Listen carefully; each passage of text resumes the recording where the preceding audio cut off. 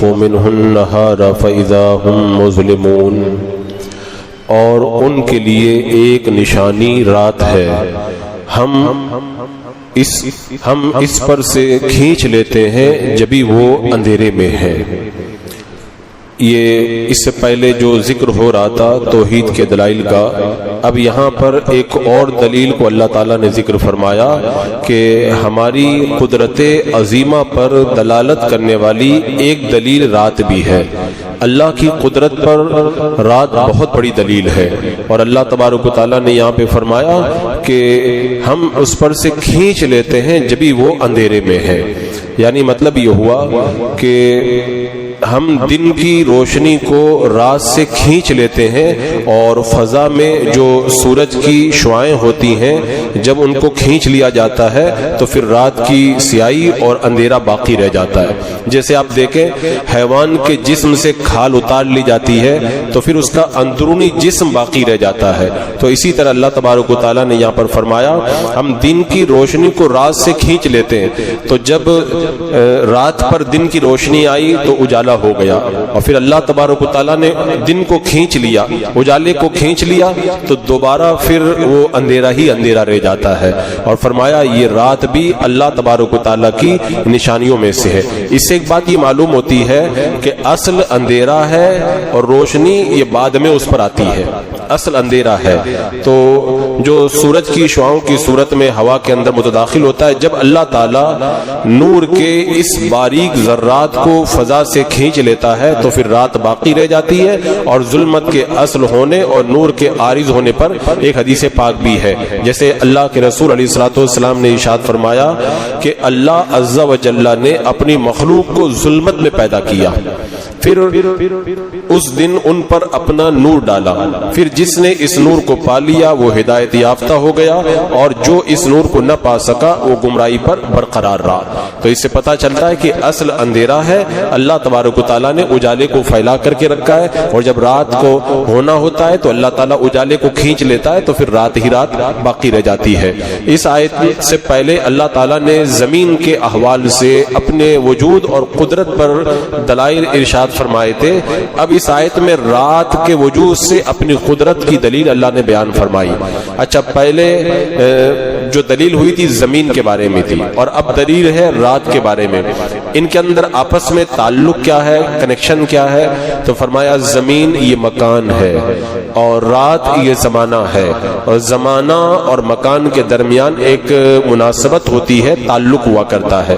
اچھا، یہاں پر ایک سوال یہ ہو سکتا ہے کہ دن اور رات دونوں ہی ہوتے ہیں، تو پھر رات کو دن پر کیوں اختیار کیا؟ اللہ نے فرمایا رات ایک نشانی ہے، دن کو نہیں بیان کیا، رات کو نشانی کے طور پر بیان کیا۔ تو اس کا جواب یہ ہے کہ عام طور پر رات میں شور نہیں ہوتا ہے، لوگ سکون سے سو جاتے ہیں، اور نیند جو ہے وہ موت ہی کی طرح ہوتی ہے۔ تو رات کے بعد میں جب سورج طلوع ہوتا ہے تو لوگ بیدار ہو کر زندگی کی دوڑ دھوپ میں لگ جاتے ہیں۔ تو سورج کا طلوع ہونا ایسے ہی ہے جیسے قیامت کے دن جب سور پھونکا جائے گا تو سب لوگ زندہ ہو کر کے اٹھ کھڑے ہوں گے۔ تو یہاں موت کے بعد دوبارہ زندہ ہونے کی چونکہ دلیل بیان کی جا رہی ہے، تو رات سے نیند کی طرف اور نیند سے موت کی طرف ذہن منتقل ہوتا ہے، اور رات کے بعد پھر دن آتا ہے اور نیند کے بعد میں بیداری آتی ہے۔ تو جیسے بندہ رات کے بعد اٹھ جاتا ہے، ایسی قیامت کے دن بھی دوبارہ بندے کو اٹھنا ہوگا۔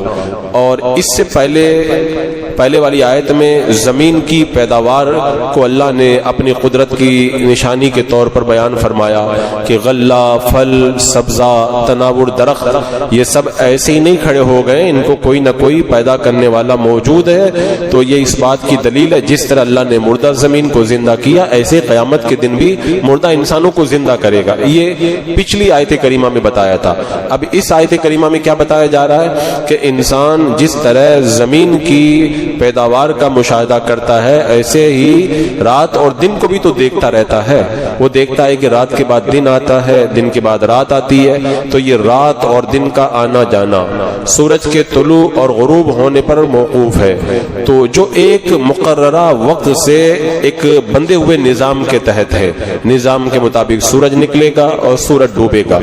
یہ سب کچھ اتفاق سے نہیں ہوتا ہے، یہ سب کچھ جو ہوتا ہے اتفاق سے نہیں ہوتا ہے۔ اگر اپنے آپ ہوتا تب تو پھر یہ ممکن ہی نہیں تھا کہ اپنے آپ یہ سب ہو جائے۔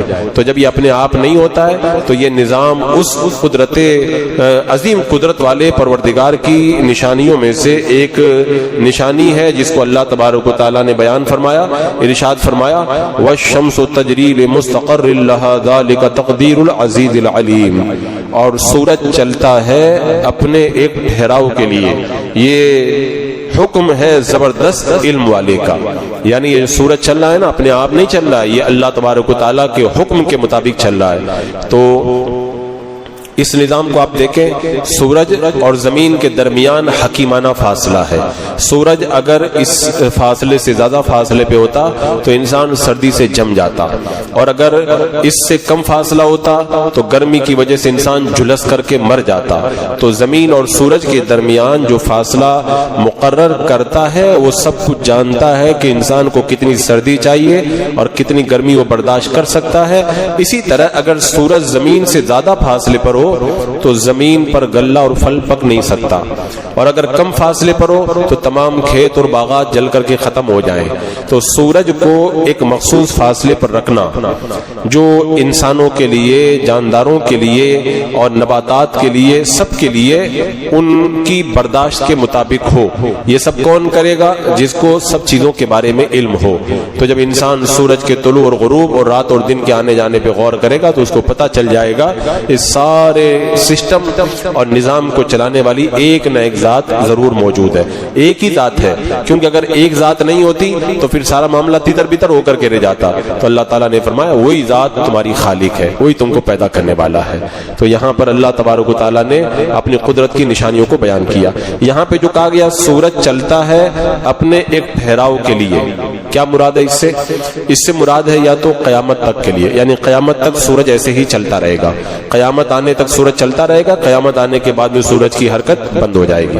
اور یا پھر مراد یہ ہے کہ کسی خطہ زمین میں رات آنے تک سورج چلتا رہتا ہے، رات آ گئی اب دوسری طرف سورج چلا گیا، وہاں پہ دن ہو گیا، پھر وہاں پہ رات آئی سورج دوسری طرف آ گیا، وہاں پر دن ہو گیا۔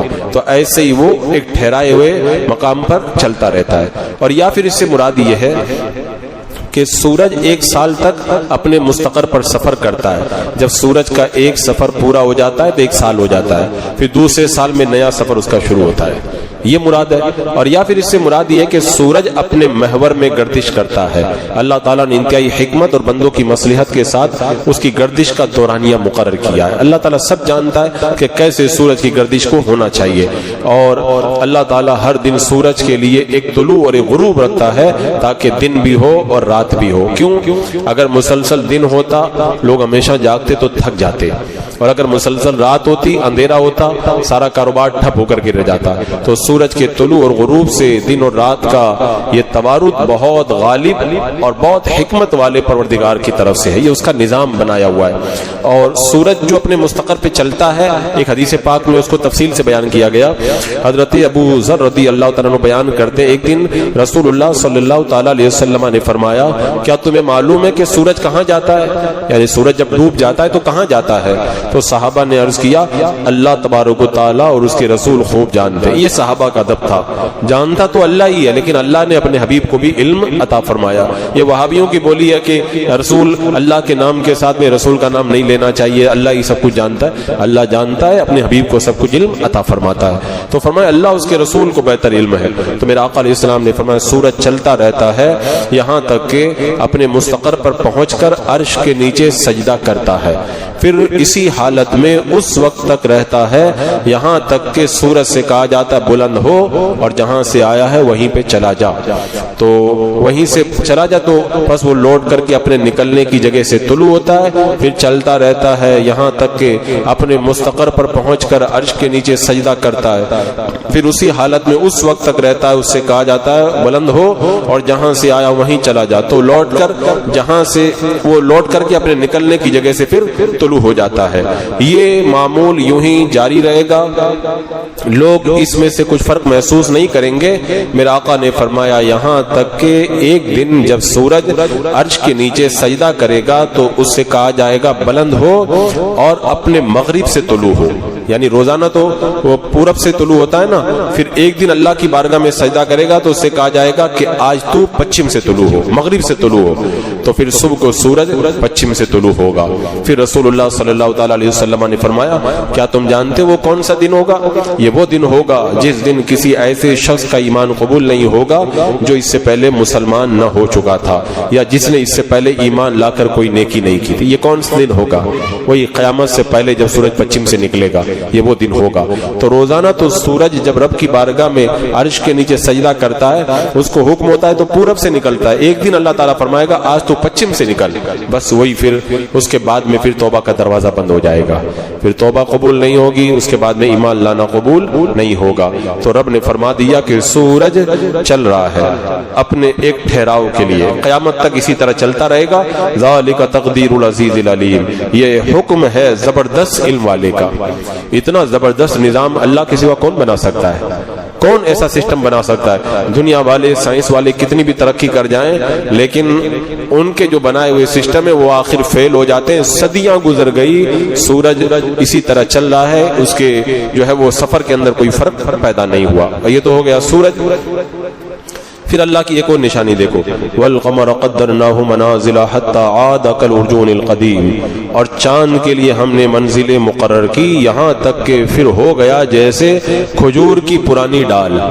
یعنی اللہ تعالیٰ نے فرمایا ہم نے چاند کے لیے منزلیں مقرر کی ہیں، چاند کی 28 منزلیں ہیں، یہ روزانہ ایک منزل طے کرتا ہے، پھر ایک یا دو راتوں تک ظہور نہیں کرتا ہے، یعنی 29 یا 30 دن کے بعد میں اس کا ظہور ہوتا ہے، یعنی 28 دن تک تو نکلتا ہے، اگر 29 کا چاند ہوتا ہے تو ایک دن نہیں نکلتا ہے، اور 30 کا چاند ہوتا ہے تو 2 دن نہیں نکلتا ہے۔ چاند جب آخری منزل پر پہنچتا ہے تو فرمایا کیسے ہو جاتا ہے؟ جیسے کھجور کی پرانی ڈال، یعنی بالکل باریک چھوٹا سا ہو جاتا ہے، جیسے کھجور کی پرانی ٹہنی جو سوکھ کر کے ٹیڑھی ہو جاتی ہے نا، ایسے ہی چاند بھی بن جاتا ہے۔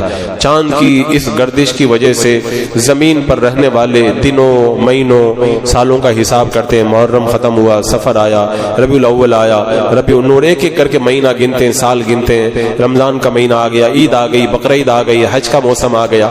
اللہ تعالیٰ فرماتا ہے یسألونک عن الأہلہ، محبوب لوگ آپ سے چاند کے بارے میں پوچھتے ہیں چاند گھٹتا بڑھتا کیوں ہے؟ اللہ نے فرمایا بتا دو قل ہی مواقیت للناس والحج، یہ لوگوں کے لیے اوقات ہیں اور حج کے تعین کے لیے ہے، یہ اس لیے چاند گھٹتا بڑھتا ہے۔ اور فرمایا گیا کھجور کی ٹہنی کی طرح ہو جاتا ہے۔ ارجون کھجور کی اس ٹہنی کو کہتے ہیں جس میں خوشے لگتے ہیں، یہ ٹہنیاں خوش ہونے کے بعد میں ٹیڑھی ہو کر بالکل ایسے ہی شکل اختیار کر لیتی ہیں جو ابتدائی و آخری تاریخوں کے چاند کی ہوتی ہے۔ کھجور کی ٹہنی جب مڑ جاتی ہے نا سوکھ کر تو جو چاند نکلتا ہے کیسے ٹیڑھا ہوتا ہے ویسے ہو جاتی ہے وہ۔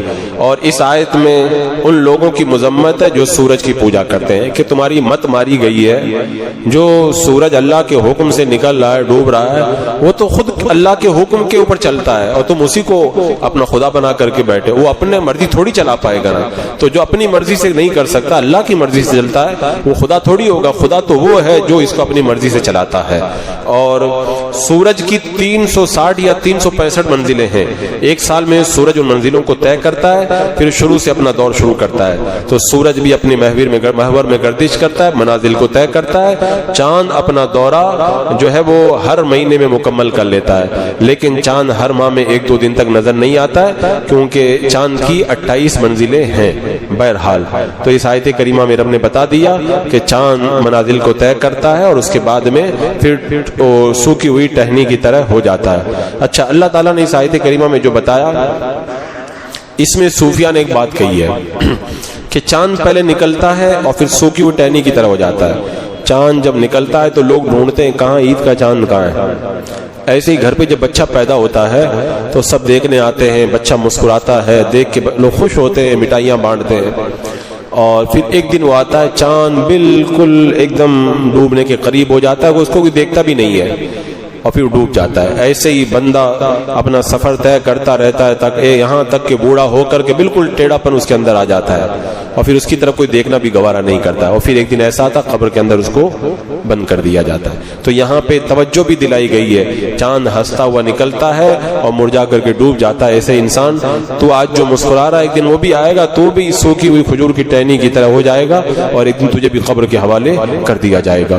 پھر فرمایا لا الشمس ينبغي لها ان تدرك القمر ولا الليل سابق النهار وكل في فلك يسبحون۔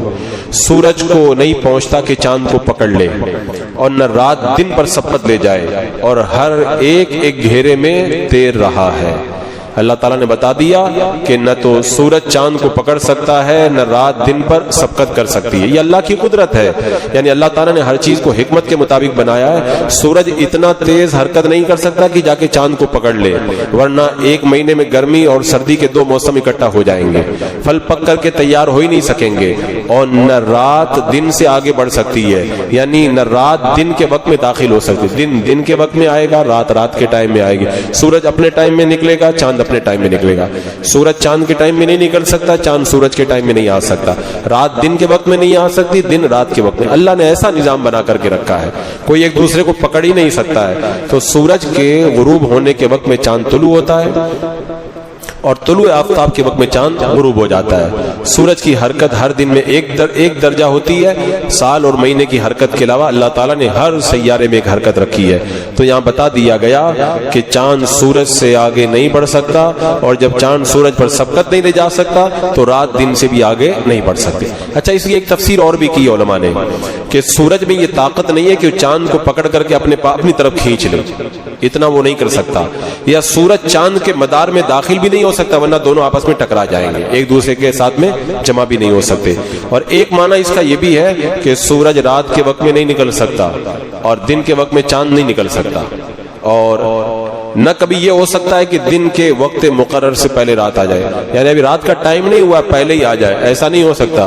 کبھی کبھی ہو جاتا ہے کہ فلائٹ ٹائم سے پہلے آ جاتی ہے اور کبھی لیٹ آتی ہے، ہمارے بنائے ہوئے سسٹم میں تو بہت آگے پیچھے ہوتا ہے، لیکن اللہ کا جو سسٹم بنایا ہوا ہے رات ہی کے ٹائم میں آئے گی۔ ایسا نہیں کہ آج رات بھول گئی اور دن ہی کے اندر آ گئی، اور ایسا بھی نہیں ہو سکتا کہ آج دن غلطی کر گیا اور رات کے وقت میں داخل ہو گیا، نہیں۔ اللہ تعالیٰ نے فرما دیا لا الشمس ينبغي لها ان تدرك القمر، سورج کو نہیں پہنچتا کہ چاند کو پکڑ لے، اور ولا اللیل سابق النہار، اور نہ رات دن پر سبقت لے جائے۔ یہ اللہ تبارک و تعالیٰ کا نظام بنایا ہوا ہے، اس نظام کے اندر کسی طرح سے کوئی خلل پڑ ہی نہیں سکتا ہے۔ اللہ تعالیٰ نے ایسا نظام اور ایسا سسٹم، وَكُلٌّ فِي فَلَكٍ يَسْبَحُونَ، سب ایک ایک گھیرے میں تیر رہے۔